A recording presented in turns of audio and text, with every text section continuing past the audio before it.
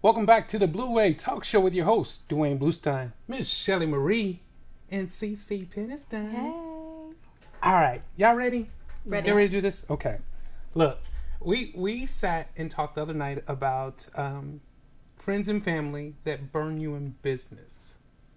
And how do we deal with it? And do you forgive them? How do you move forward? I mean, Damn that. No, I'm sorry. I'm like, again, we have 15 minutes in this segment, and so we have to kind of. I know, just open it up a little bit. That's it. Okay. We can't do that, but it's. I mean, but we sat and talked about this. Like, it's really, really difficult to when you bring family and friends on, and you expect them to be a certain way in your camp. Mm-hmm. And they go over here, and they expect you to still stay focused on what you're doing. How do you deal with that? I don't know how you deal with that. Well, I think communicating is obviously one.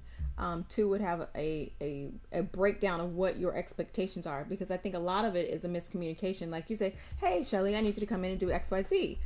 I hear X, Y, Z, but I'm like, okay, well, it's totally ambiguous. I can do whatever I want to do as long as I get X, Y, Z done, and there's no deadlines. With most people, you need a breakdown, like literally, of the not only expectations but timelines and deadlines and things like that. And I think because it's family, and we're probably, because it is family, that we're rushed and we're like, "Hey, Ray, can you do this?" And like, yeah. Instead of doing it like if you were running an actual business, you would have an actual job description and that type of thing. That's my personal opinion. I think what you have to do is, my family's been really involved in my business since the beginning, and I think just in general, you have to remember what people's worth is, regardless if it's family or not. Right. One thing my grandmother taught me is time, and people's time is valuable.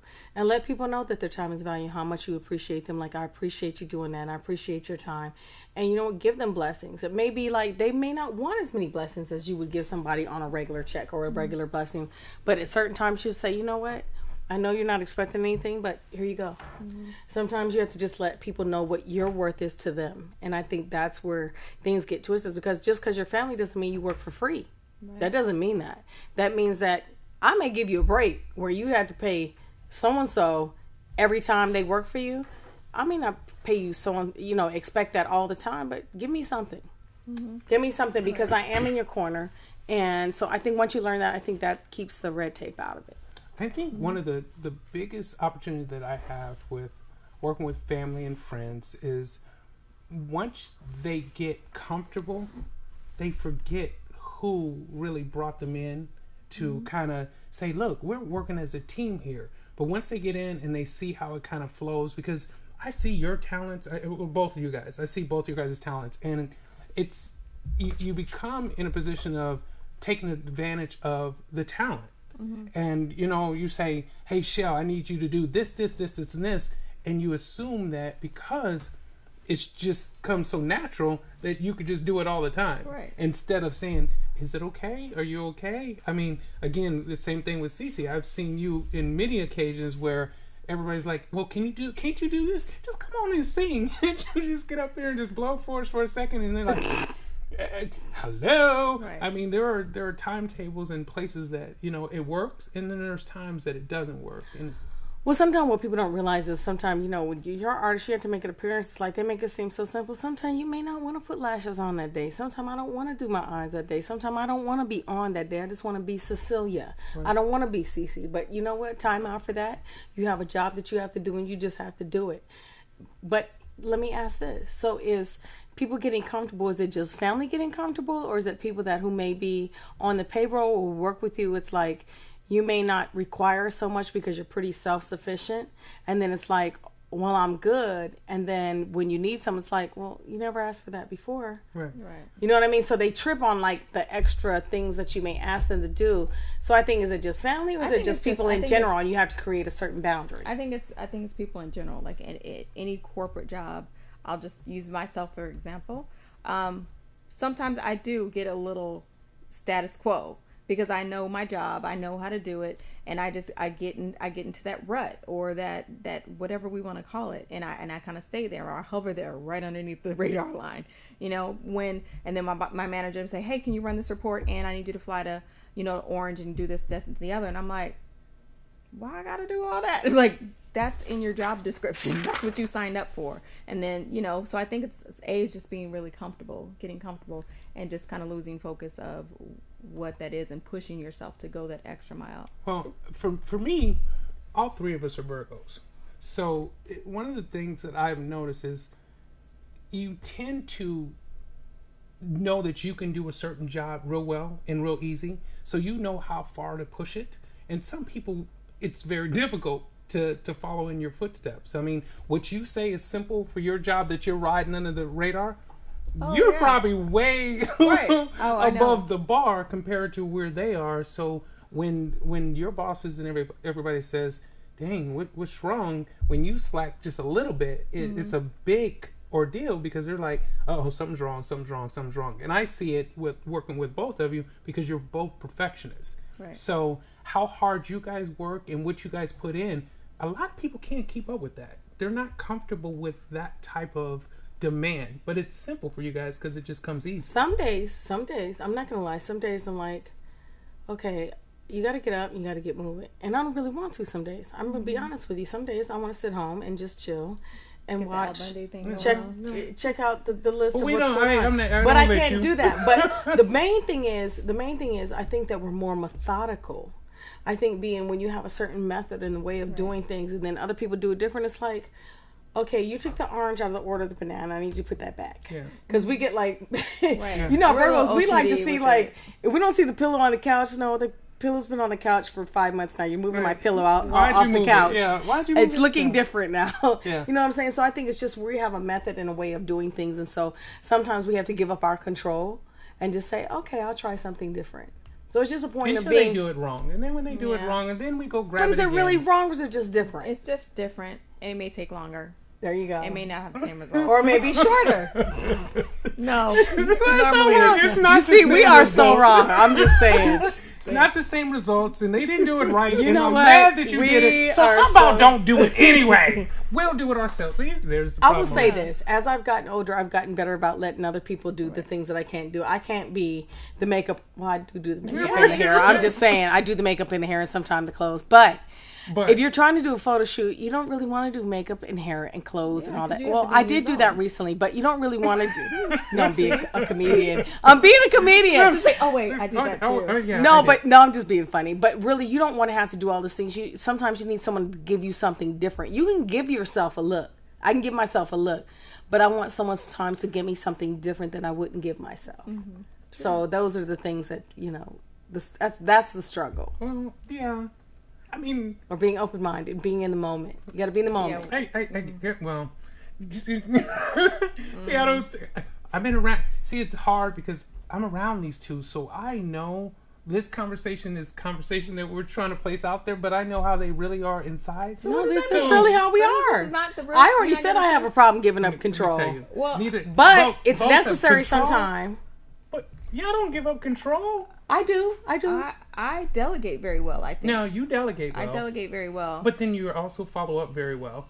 I try to. And very well. And follow up and make sure it's right. Are you saying I'm a micromanager? Maybe.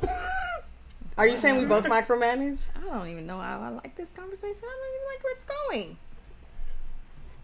Again. Not even a little bit. Look. Again, you see, this is how it goes. So yes, you're both amazing. You do great jobs on everything that you do, and thank you very much.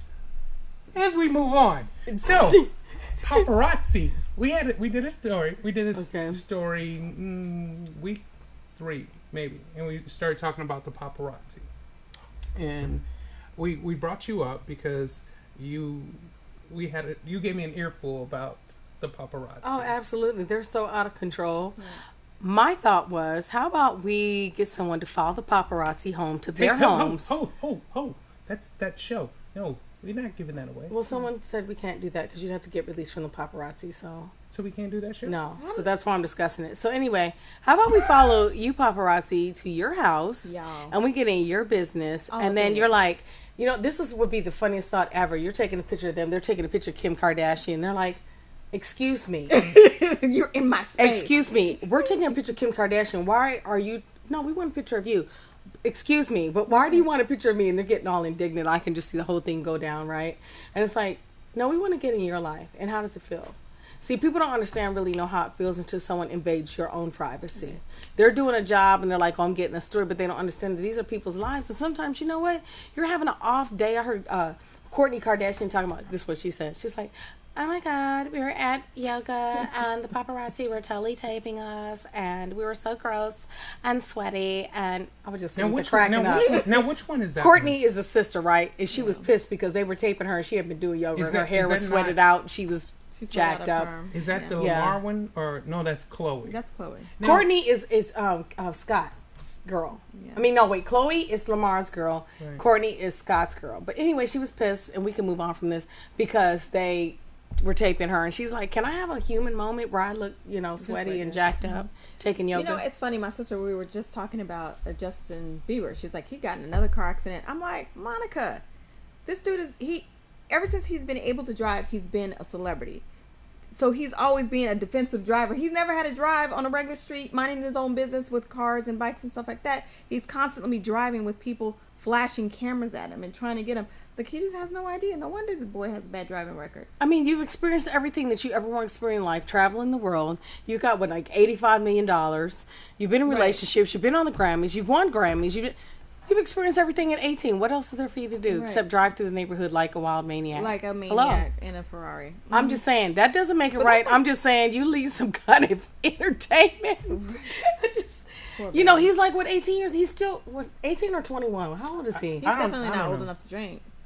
Well, somebody's slipping him some kind of scissor somewhere in the club. I'm just saying. So are you saying, okay, as the paparazzi, as we were saying, do you feel that they overstep their bounds to a point where they don't give you freedom? No. Like when there's mommy time, like we talked about. I know, and I had to recant my statement because I was like, you're a celebrity. That's what you signed up for. And I understand everybody has good days, bad days.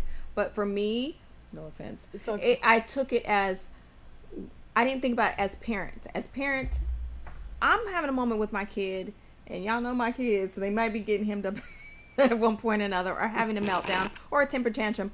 I want that to be my private time. Or if I'm having a moment with my daughter or my son, that's my time. Like, don't take it and exploit that. Like, that's where I was like, I didn't even think about that. Okay, you're coming out the hospital and you want to just like come out and with no makeup on, and you probably gained about 70, 80 pounds, let's say, and the paparazzi's getting you like, can I please have a pregnant moment with my child? Right. Can I breastfeed my child in public without someone coming under the blanket and taping that and exploiting it? It's like everything is so exploitative now. It's like when you put pictures out there, I notice like even myself looking at Yahoo News, I'll look at stuff, right? And it's like you will see somebody that looks beautiful in a picture and they're like, oh my God, look at her cellulite. Really? Yeah. It's just like they picked to me the most minute things to go off about people. Like when I came out 20 years ago. 3 years ago. But anyway, when I came out, it was like the more mystique that you had as an artist, it was like that was more like intriguing. Right. And now it's more like if they don't know who you are, they could care less. If we don't know about your life, if we don't know what you're doing daily, if we don't know that you're in the studio or performing, that means you're not relevant and we don't care about you. And see, the unfortunate thing, because I get on CC all the time because I need her on social media constantly. He really does. I'm like, come, I need you out there for that reason. But I also understand on the flip side, I don't want you to be exploited where, they're all up in your grill and, and giving you a hard time and everything like that. You can't have one without the other. And that's hard because I just put a message up. It's funny on my official fan page because someone made like kind of a derogatory comment. I'm wrap this up and I was like just letting them know that just because I'm a public figure doesn't mean that you can come on my page and say anything. And they were like, well, this is what you signed up for, basically. I'm like, no, I didn't. I don't mind you being real, but being foul is another thing. Right. Yeah, so I think that celebrities want to know that we want to interact with you. I want to interact with you and know what people are thinking or saying, whatever. But I just feel some people take it overboard, and that's my thought about it. Yeah, so. they step out of bounds. And we appreciate that you are open. Both of you guys, we appreciate it. I mean, I know it's a lot. I asked for a lot from both of you, so I appreciate it, and y'all stay away from them because we kind of crazy. Yeah, and if I put ... and ... you would know what that meant. So I'm just saying. Right. Follow one of these. Follow all the dots. I don't know. Count them, and then you'll know what that says. You're on the Blue White Talk Show with your host, Duane Bluestein, Miss Shelley Marie, and the diva herself, Ce Ce Penitson. Yay.